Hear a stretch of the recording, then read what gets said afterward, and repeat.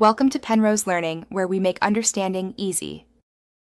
Start by selecting a 2.5 lb 1 kg center-cut beef fillet, trim silver skin, and season generously with salt and pepper.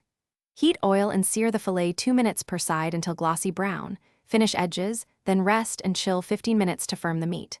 For duxelles, pulse 500 g mushrooms with 2 shallots. Cook in 2 tablespoon olive oil with 2 sprigs thyme, then deglaze with 50 ml dry white wine. Cook down until paste-like and cool completely before use.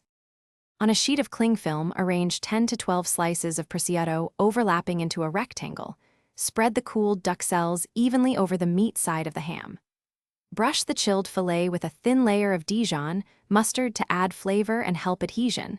Place the fillet on the prosciutto and roll tightly using the cling film so you get a compact log. Rest in the fridge wrapped for 30 minutes. Meanwhile, roll one 375 g puff pastry sheet to about 3 mm thickness. Unwrap the log, place on pastry, seal edges well, and chill 15 minutes. Preheat the oven to 200 degrees C, 400 degrees F. Remove the chilled Wellington, brush the pastry evenly with egg wash made from 1 beaten egg, and score a shallow pattern if desired. Bake on a tray for 35 to 40 minutes until the pastry is golden and crisp.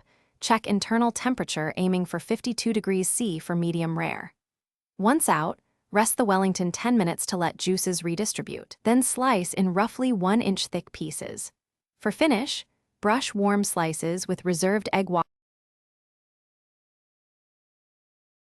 Thanks for watching. If this was helpful, leave a like and consider subscribing. See you next time.